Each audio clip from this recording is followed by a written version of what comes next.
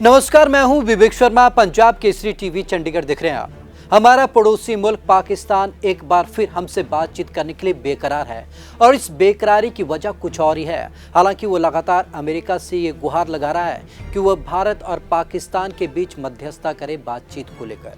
आखिरकार पाकिस्तान किस तरीके से ये बेकरारी दिखा रहा है, इसके पीछे की असल वजह क्या है, चले आपको खास रिपोर्ट में दिखाते हैं। पाकिस्तान ने अमेरिका से लगाई मदद की गुहार, कहा भारत से बातचीत शुरू कराए बाइडेन सरकार। कहा पाकिस्तान भारत से बातचीत के लिए बेकरार, बातचीत के लिए माहौल तैयार करे मोदी सरकार। पिछले कुछ दिनों से पाकिस्तान लगातार भारत से बातचीत की पेशकश कर रहा है, या यूं कह ले कि बातचीत के लिए गिड़गिड़ा रहा है, लेकिन भारत सरकार उसकी पेशकश को भाव नहीं दे रही। भारत से भाव मिलता नहीं देखकर पाकिस्तान अब भारत से बातचीत के लिए अमेरिका के आगे गिड़गिड़ा रहा है। बाइडेन प्रशासन से पाकिस्तान की गुहार। अमेरिका में पाकिस्तान के एम्बेसडर असद मजीद खान ने बाइडेन एडमिनिस्ट्रेशन से बड़ी गुहार लगाई। मजीद ने कहा कि पाकिस्तान चाहता है कि भारत उसके साथ अमन बहाली के लिए बातचीत करे, लेकिन इसके लिए अमेरिका को मदद करनी होगी। शांतिपूर्ण माहौल की जिम्मेदारी भारत की। एक थिंक टैंक के प्रोग्राम में असद ने कहा, हम चाहते हैं कि हमारे पड़ोस में अमन रहे। बातचीत के लिए शांतिपूर्ण माहौल बनाने की जिम्मेदारी भारत सरकार की है। आपको हालिया 2 महीनों में पाकिस्तान की तरफ से बार बार भारत से बातचीत की इच्छा जाहिर की गई।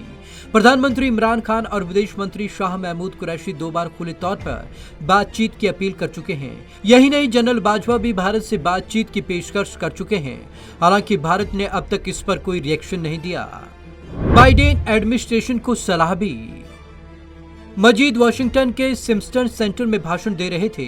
उन्होंने कहा कि हम चाहते हैं अमेरिका दोनों पड़ोसियों यानी कि भारत और पाकिस्तान के बीच अमन बहाली के लिए बातचीत शुरू कराए।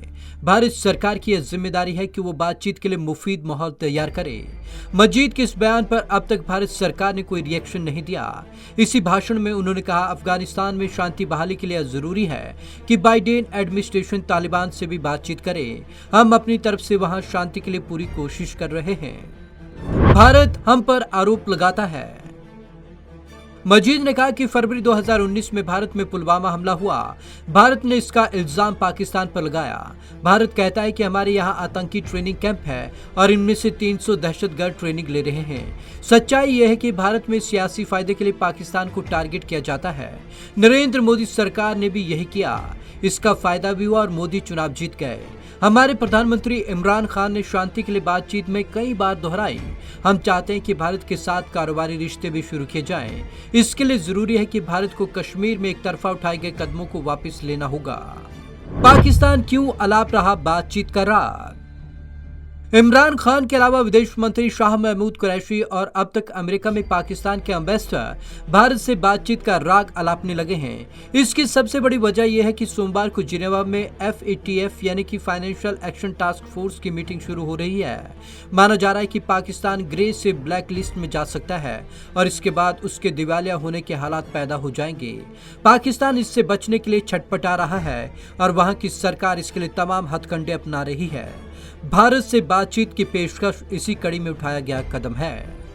Bureau report, Punjab Kesari TV Chandigarh. तो आपने जान ही लिया कि आखिरकार पाकिस्तान भारत से बातचीत के लिए क्यों बेकरार है, क्योंकि उसके गले में फांस फंस चुकी है। वो इससे निकलना चाहता है और इसलिए वो भारत से बातचीत करना चाहता है। तो आज की खास रिपोर्ट में बस इतना ही।